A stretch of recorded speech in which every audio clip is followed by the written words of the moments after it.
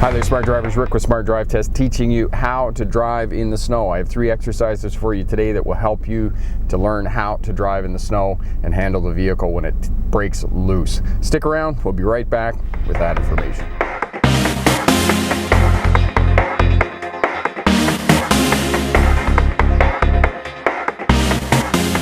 Hi there, Smart Drivers. Welcome back. Rick with Smart Drive Test, talking to you today about how to learn how to drive in the snow.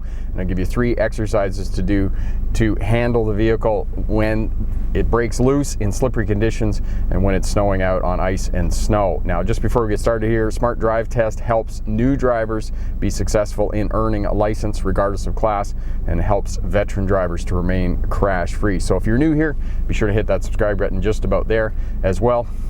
Hit that bell, that way you'll get instant notification when I get the videos up for you. Here in Vernon, British Columbia, Canada today, we've had a good dump of snow. There's probably about 8 inches of snow on the ground, new fresh snow, which makes it pretty slippery. There's a lot of snow on the roadways, as you can see here. So what I've done is I've gone down to the local rental shop. I've rented some of those 36-inch, 1-meter tall pylons, and I've just placed them in a cross pattern here in the parking lot, and I'm just going to show you a few exercises that you can do just to sort of get used to the vehicle, what happens when you over accelerate, when you oversteer, or when you over brake on slippery conditions as it is today here in Vernon, so that you can get used to the vehicle and know what you need to do in order to lighter touch on the acceleration, and that braking and steering have to be separate conditions, and what's going to happen with the brakes when the ABS kicks in on slippery conditions when you're trying to get it stopped.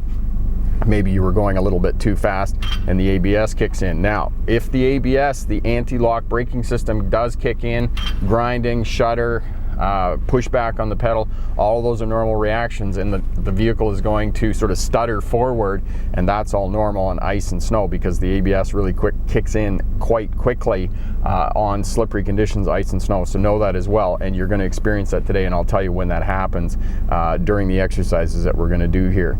So first exercise, we're just going to try and stop. We're going to race down the parking lot, and we're going to try and stop before we hit the pylon. So that's the first exercise that we're going to do, is braking. Braking, that's the first thing you need to do, because obviously in the wintertime you need to get stopped. So you see that I have my vehicle nice and cleared off, so we're just going to get in line with this pylon up here, and we're going to go and drive towards that pylon, and then you're going to stop. And you can see in the dash cam there that I barely got stopped, and you could hear the ABS kicking in. So we turned around, and if you run into the pylon, it's not a big deal. What is going to be a big deal is if you're out on the road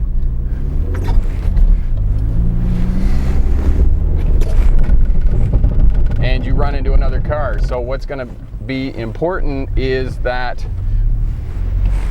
you leave plenty of space between you and other vehicles on the roadway. One of the smart drivers on the live feed the other day asked me about that. If their vehicle goes into a skid and they're too close to the other vehicle, they're not going to be able to manipulate the controls of the vehicle, and they're going to run into the other vehicle. And exactly, you need space around your vehicle. Otherwise, you're not going to have room to maneuver in the event of a skid. Okay, so we're just going to back up and just try that a couple of times. So we drive up towards, we get going here,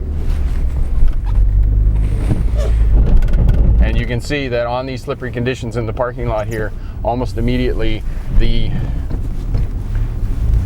ABS brakes engage in the vehicle. So that's the first thing we're going to do, is just brake. Now the second thing we're going to do is we're going to accelerate. You can see that the back end came right around there, and I ended up in the snowbank as soon as I accelerated. So when you go around the pylon here, I'm in second gear now. Now you can see the other thing, as soon as it starts to spin, the back end comes around. Now I can work that and go around the pylon here, and the more I put the throttle on, the more it comes around. And of course I stalled it. So you can do that as well. And if you leave it in first gear and come around here, you can see it spins and the back end's coming around. And I just leave it, and I've got it spinning out here. Now you can see that also you can experience understeering. That's when you have the steering wheel turned and it doesn't turn. That's the other thing that you can experience. So here, you can see the vehicle's just going forward. I've got the steering wheel cranked all the way, but it's not turning. And so turning is the second thing. So oversteering, over braking, over accelerating, all of those things are going to cause you to go out of control. So you can see here, the back end's coming around on me. And this is what you want to do, because you want to feel that. In the wintertime, you want to know what it's going to do when you step on the throttle too much. Now, the other thing is I'm in first gear. As soon as I change to second, you increase the amount of torque to the wheels and it doesn't spin as much. So you can step down on the throttle harder. Now, for those of you driving automatic, that's not going to work too much. But for manual transmission drivers, you can simply put it into second gear or into third gear and you're going to get more traction. So that's the second exercise, is to working the accelerator and accelerating and seeing what happens. Now, the other thing you want to do, and the third exercise, is steering. You want to come up here and you want to go for a little bit of speed, and you want to turn the steering wheel and you want to experience understeering.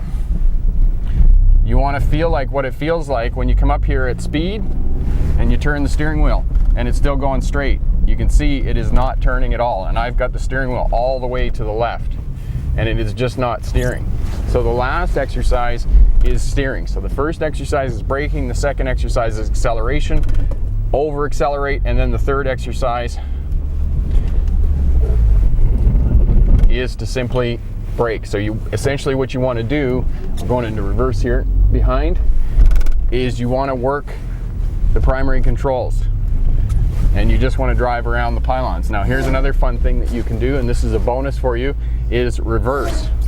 And this is from the television series Rockford Files with James Garner.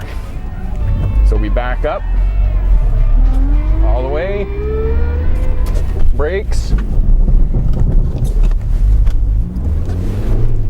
and I didn't do it as well as he did because I didn't get enough speed to back up and throw the front end around. It's called a Rockford. It was made famous by the Rockford Files because he drove a Firebird in that. Was it a Firebird? Yeah, I believe it was a Firebird. Okay, so here we go. One more time on the Rockford. Backing up.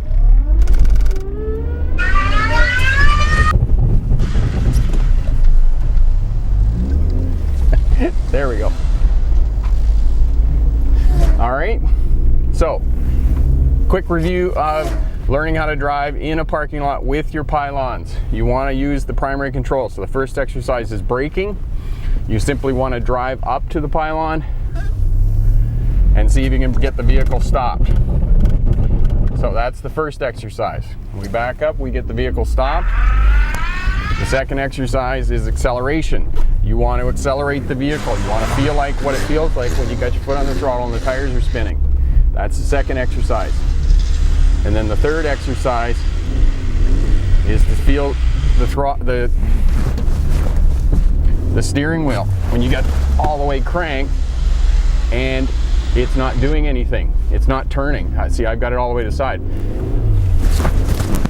Now, the other thing, the bonus to this, is skid control. You can practice skid control in the parking lot in a controlled environment. And then that way, when it happens out on the roadway, it's not going to be a big surprise to you and you're going to be able to recover the vehicle. And essentially, in most skid control, as soon as you take your foot off the throttle, so you can see here, I've got it going. As soon as I take my foot off the throttle and I come back, it straightens out again, okay?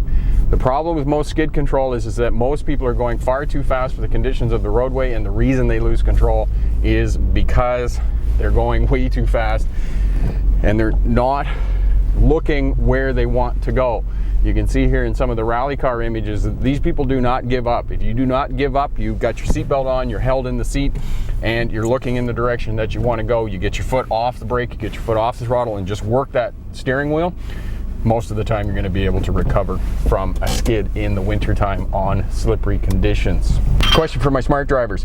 Have you had a skid in the wintertime on slippery conditions from which you didn't recover? Leave a comment down in the comment section there. All of that helps out the new drivers and the veteran drivers alike who are learning how to drive in the wintertime. If you like what you see here, share, subscribe, leave a comment down in the comment section. As well, hit that thumbs up button.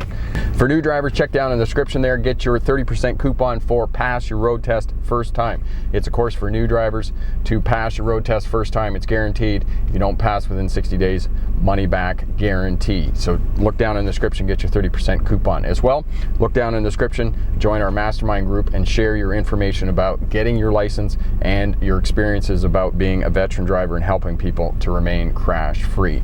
I'm Rick with Smart Drive Test. Thanks very much for watching. Good luck in your road test, and remember, pick the best answer, not necessarily the right answer. Have a great day. Bye now.